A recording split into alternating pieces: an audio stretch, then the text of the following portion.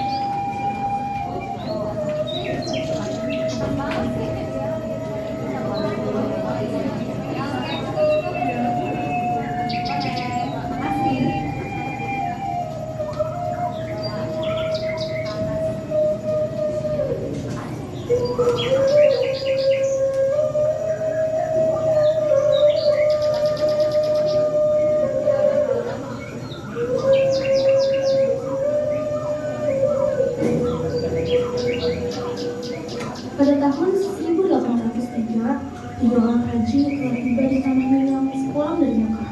3 haji tersebut ialah Haji Miskin, Haji Semani, dan Haji Obang. Ketiga haji itu disambut oleh 2 orang pemuda yang juga berasal dari umat mereka, yaitu kaum Badri. Mereka berjalan beriringan sambil berbincang mengenai keadaan masyarakat Minang.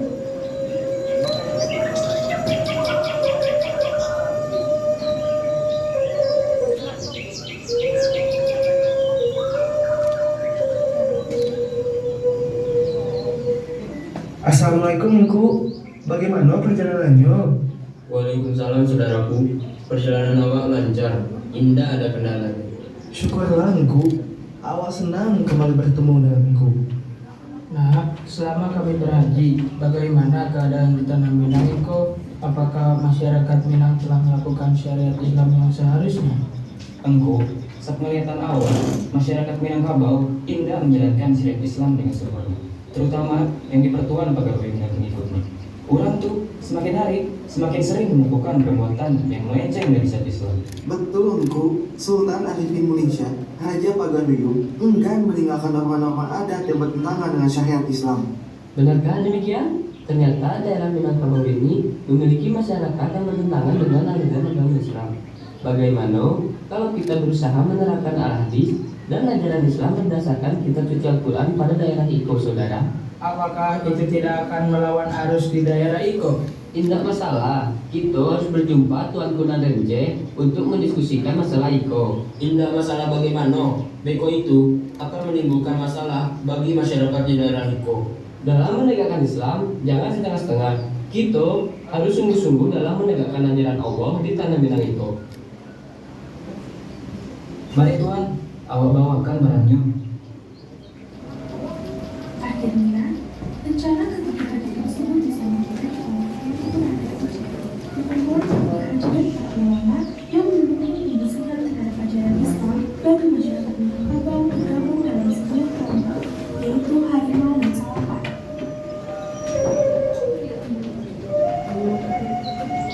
Tak lama, berita tentang kepulangan ketiga haji tersebut telah tersebar hingga ke telinga para kaum adat. Mereka pun sudah mengetahui rencana yang akan dilakukan oleh para haji tersebut. Hingga akhirnya mereka berkumpul untuk membahas tentang rencana kaum Badri sambil melakukan perjudian dengan menyambut ayam. Saudaraku, awam mendengar kabar bahwasannya para ulama kaum Badri akan menegakkan syariat Islam di tanah Minang ini. Lantas apa yang kau cemaskan? Oh, pasti kau cemas karena ajaran mereka bertolak belakang dengan budaya para leluhur kita kan? Tentu saja itu yang awak cemaskan. Lantas, langkah apa yang akan kita lakukan untuk menangani masalah Iko? Dari dalam rumah, keluarlah seorang wanita muda membawa baki berisikan makanan. Hayati namanya. Ia menghampiri para pria yang sedang berkumpul di pendopo. Bisakah sehari saja kalian libur berjudi?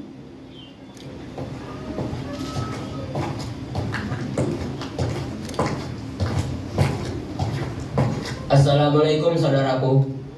Astagfirullah, berhentilah melakukan perjudian dengan menyambung ayam. Mengapa harus berhenti? Iko sudah menjadi kebiasaan awak. Apa yang kalian lakukan itu sangat bertentangan dengan syariat Islam.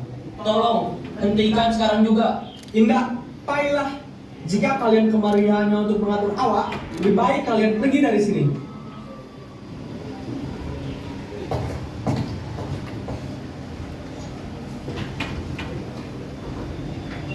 Hei, awak dengar?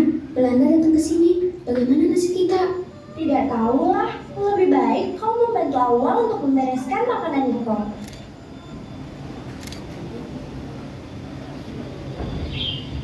Awak punya ide. Kalian dengarkan apa yang dikatakan Pak Dusi itu tadi? Bagaimana jika kita memanfaatkan kehadiran Belanda untuk melawan para kaum padri itu?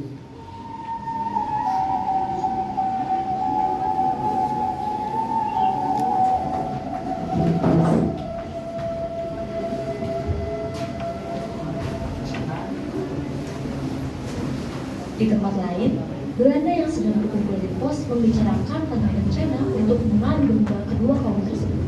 Mereka berpikir dengan mengadu domba kedua belah pihak akan berpeluang tinggi untuk menduduki wilayah Minangkabau.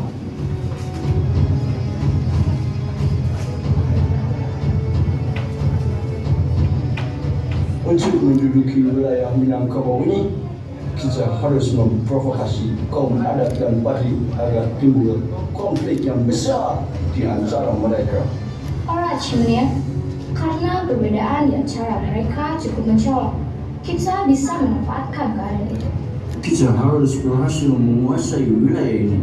Kopi-kopi yang dihasilkan dari Calamina ini sangatlah berkualitas dan sangat laku di wilayah Eropa. Banyak sekali keuntungan yang kita dapatkan apabila kita berhasil menguasai wilayah ini.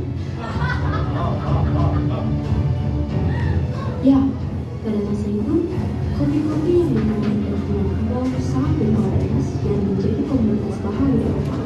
Mereka sangat berambisi untuk mengeksploitasi sumber daya.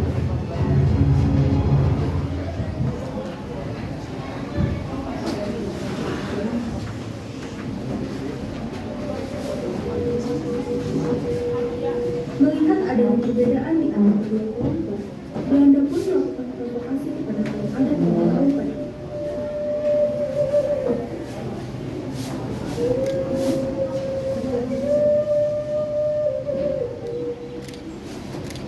Good afternoon, Uni. Selamat siang, Tuan. Kami baru saja tiba di tanah Minang yang indah. Semoga kalian tidak terusik dengan kehadiran kami. Dalam rangka apa Tuan mendatangi tanah kami? Tentu saja untuk melakukan perdagangan. Apalagi, hahaha. Omong-omong mengenai kaum padri dan kaum adat, tidakkah kalian merasa bahwa kaum kalian lebih sedikit dari kaum adat? Kaum kalian pun sudah diremehkan oleh kaum adat. Mereka membuat nama baik kalian jadi hancur. Astagfirullah, apakah itu benar, Tuan? Hah? Kalian tidak percaya kepada kami? Ya sudah, itu urusan kalian. Berhati-hati sajalah. Apakah kau percaya dengan omongan Belanda tadi? Sebetulnya, Awe tidak percaya. Tapi, Awe juga mendengar desas-desus jika kaum adat menolak aturan baru ulama itu. Nah, betul. Awe bingung harus percaya omongan siapa. Tapi yang pasti, kita harus berhati-hati. Saat keduanya hendak pergi dari tempat itu, mereka berpapasan dengan kaum adat yang sebelumnya sudah diprovokasi juga oleh kaum Belanda.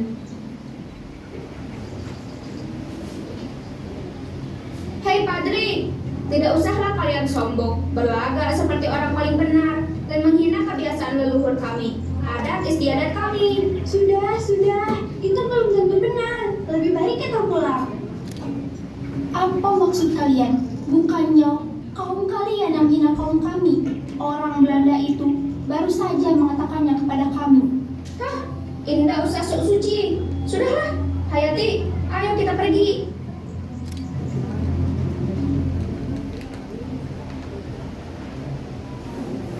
Di saat kedua kelompok sudah saling panas akan provokasi Belanda yang berhasil dilakukan, kaum adat dan padri tidak lagi berbicara satu sama lain. Mereka saling memendam amarah. Namun, Hayati tidak terlalu terpengaruh oleh hasutan tersebut. Ia merasakan ada kejanggalan.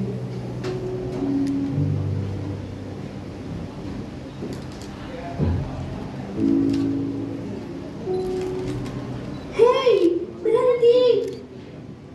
Maaf, Awa tidak ingin menimbulkan masalah baru dengan berbicara denganmu. Permisi. Jadi kau percaya dengan hasutan Belanda itu? Apakah itu benar-benar hanya hasutan? Atau kaummu memang akan melawan kaum kami? Rupanya kau benar-benar percaya dengan omong kosong itu. Tidak, Awa tidak mudah percaya dengan Belanda. Namun, Awa cukup percaya bahwa kaummu akan melawan kaum kami. Kau tentu ingat kejadian di Pendopo tempoh hari kan, ketika tuanku memergoki kalian sedang berjudi. Ya, Awa ingat. Awa pun tidak suka dengan apa yang orang-orang itu lakukan. Sudah berapa kali Awa ingatkan kepada mereka. Namun mereka terlalu batu. Awa kesal sekali. Awa tahu kau kesal. Terlihat sekali dari ekspresimu saat orang itu sedang berjudi. Iya. Aku Hayati. Kau? Atmaja. Permisi, saya pergi dahulu.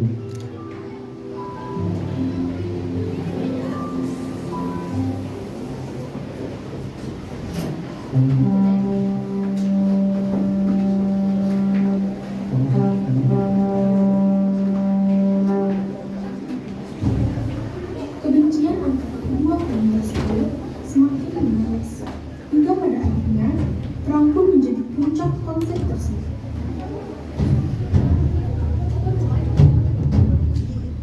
Datuk, kita tidak perlu berperang untuk membuktikan siapa yang benar dan siapa yang salah. Kau takut jika kita berperang? Sudah cukuplah kaum Padri mengatur-ngatur kaumku. Tidak, kami tidak takut. Sudah, kita bisa menyelesaikan ini dengan elok-elok. Sudah, jangan banyak bicara. Iya.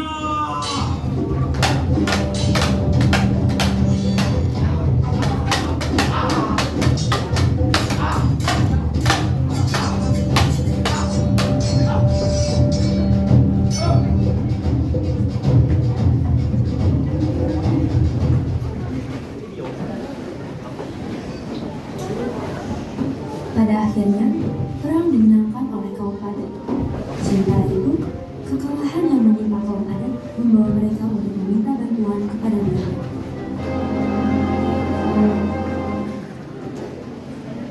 Dalam rangka apa kamu kemari? Awa datang untuk meminta bantuan. Kaum kami kalah saat berperang dengan kaum Padri. Lalu, apa yang kami dapatkan jika kami bersedia membantu kalian? Kami akan membagi sebagian wilayah kami dengan kalian. Bagaimana? Baiklah, kami akan membantu kalian. Tetapi kami tidak akan membantu kalian dengan peperangan. Kami akan membuat perjanjian damai dengan kaum Padri. Terima kasih Tuan. Saya pamit pergi dahulu.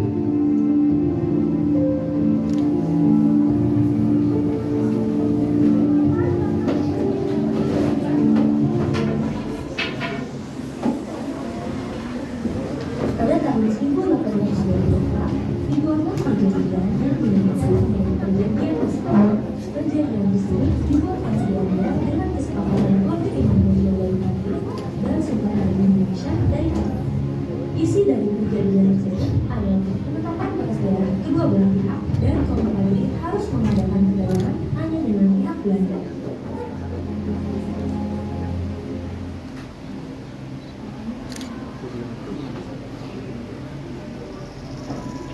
Kaummu akhirnya benar-benar melakukan perlawanan kan?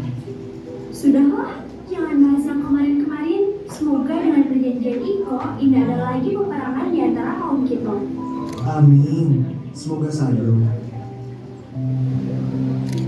Hayati, kau akan pulang sekarang? Iya, Maukah? kau berbicara denganku seperti ini, apakah tidak menimbulkan pandangan yang aneh dari kaummu? Hah? Aneh bagaimana? Awak tidak merasa aneh? Atmaja, kau tahu kaum kita yang cukup berbeda. Apabila awak menjadi kau, awak tak akan berbicara padamu di hadapan umum seperti ini. Jadi, haruskah kita bertukar surat untuk berbincang? Memangnya, apalagi yang harus kita perbincangkan? Permisi, awak harus pulang.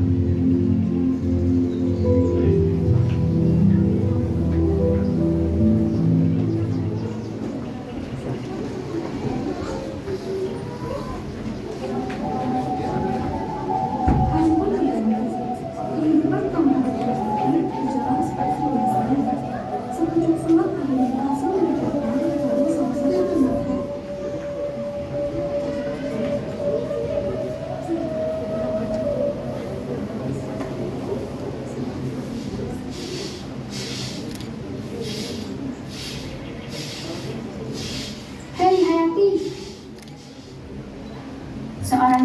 kaum Padri menitipkan surat ini kepadaku. Katanya untuk Hayati.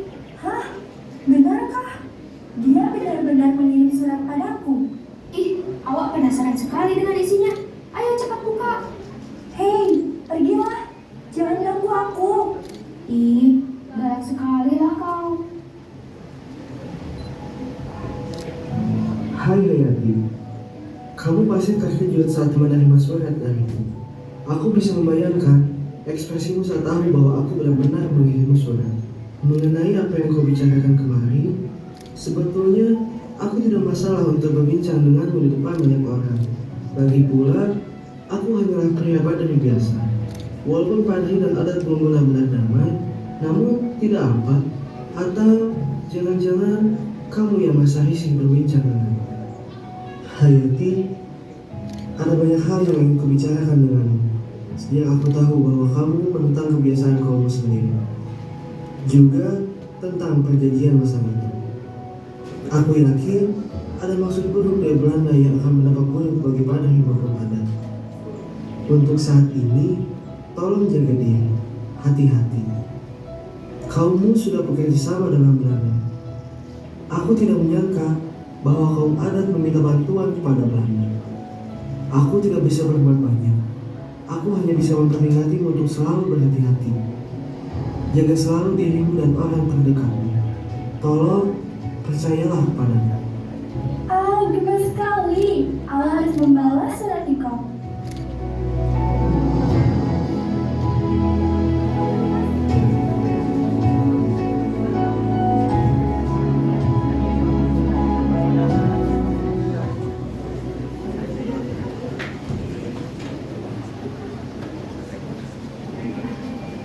Di sisi lain, rupanya Belanda merasa telah menemukan kemenangan. Perjanjian masal yang telah disepakati oleh Padri dan adat hanyalah tipuan Belanda.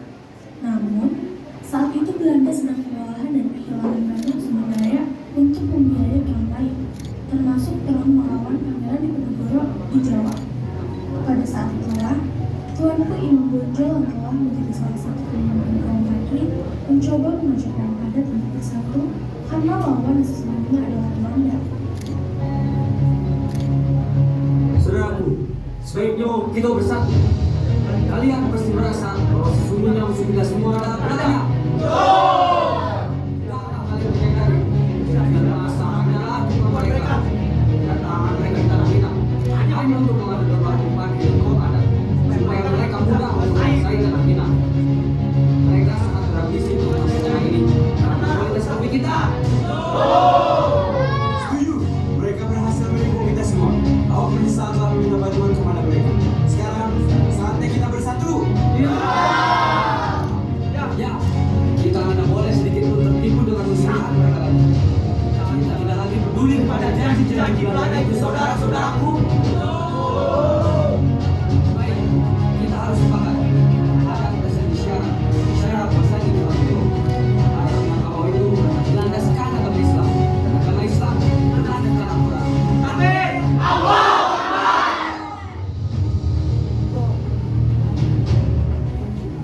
Kesepakatan antara kaum Padri dan adat itu diberi nama Mufakat Ucapan atau Piagam untuk Mufakat. Adat bersama syarat bersama Islam. Adat Mufakat itu dilandaskan agama Islam dan agama Islam dilandaskan Al-Quran.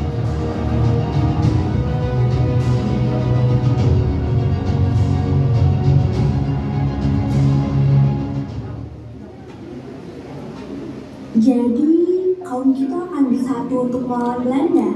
Iya, benar. Kau akan ikut dalam perlawanan itu. Iya, awak harus ikut serta. Awak menguak dengan kehadiran Belanda di sini. Kau sadar dengan resikonya kan? Iya, awak sangat sadar. Dan awak pun harus menerima kenyataan bahwa awak berpeluang gugur di medan perang. Apa yang harus awak lakukan sekarang agar kau tidak pergi ke medan perang itu? Haruskah awak mematahkan kakimu agar kau tidak usah ikut berperang? Jangan Hayati, tidak romantis jadinya jika kau berjalan normal sedangkan aku harus menggunakan tongkat di sebelahmu. Aku harus pulang. Hah? Hayati, Kembalilah.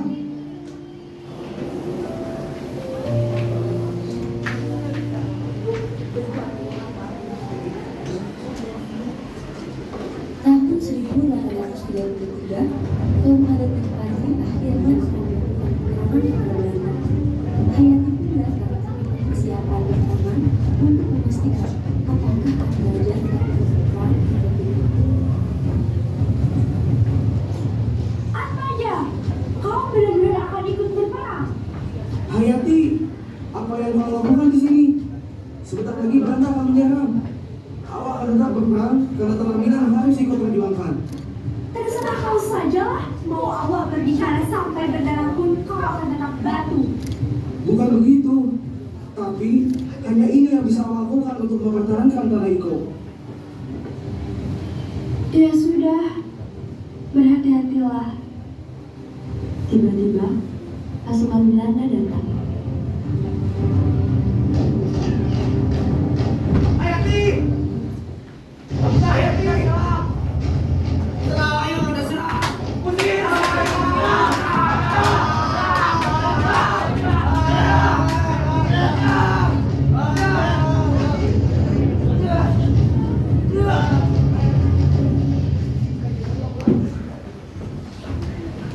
Untuk mempercepat penyelesaian Tanah Padri, Gubernur Kagemas mengeluarkan peraturan yang telah dibuat waktu 1857, yaitu perjanjian antara pemerintah kolonial Belanda dan masyarakat Minangkabau yang disepakati pada saat terjadi Perang Padri.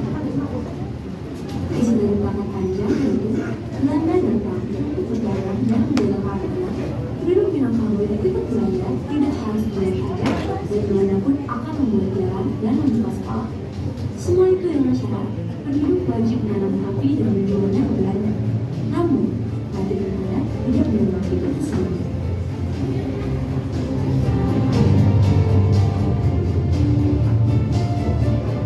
Kalian sudah tahu isi plakat panjang itu, saudaraku? Apakah kalian akan percaya dengan mereka yang telah melakukan kebudayaan kepada kita? Ya. Biarkanlah saja. Jangan ditanggapi. Jangan sampai kita terpengaruh lagi.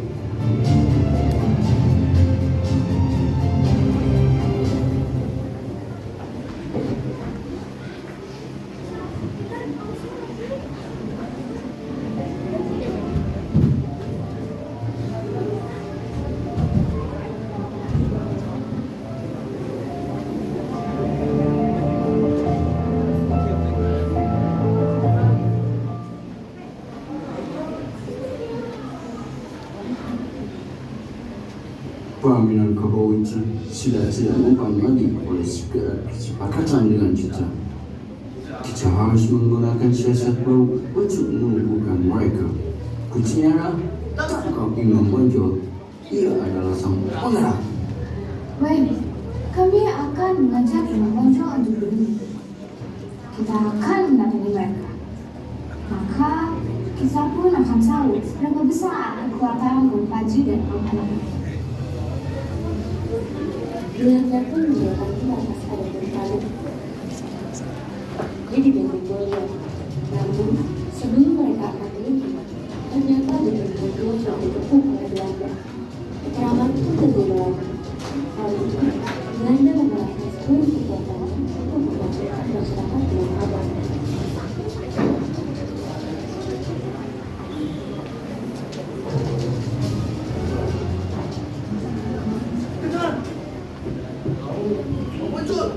Pada akhirnya, Bendik Bolio jatuh ke tangan Belanda. Tanggal 25 Oktober 1827, Tuanku Imam Bonjol dan pasukannya berhasil ditangkap. Tuanku Imam Bonjol diasingkan ke Cianjur, ke Ambon, hingga Manado. Di tempat terakhir itu, dia meninggal dunia pada tanggal 1890.